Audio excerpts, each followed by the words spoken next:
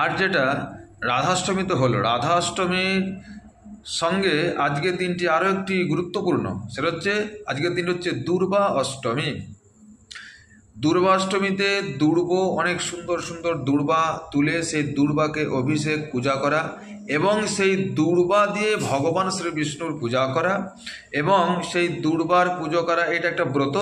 এবং এই ব্রতটা যদি কেউ ব্রত হিসেবে করতে চান তাহলে 9 বৎসর করতে হয়। 9 বৎসরের বেলায় এটা উদযাপন হয়।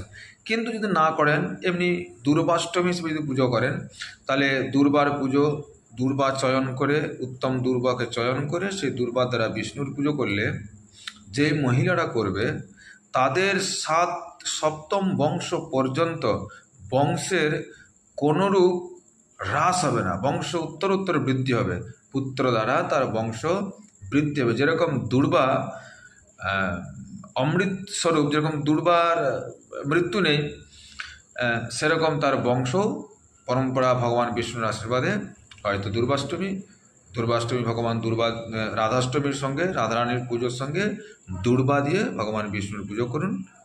জয় নারায়ণ, জয় শ্রী রাধা গোবিন্দায় নমঃ।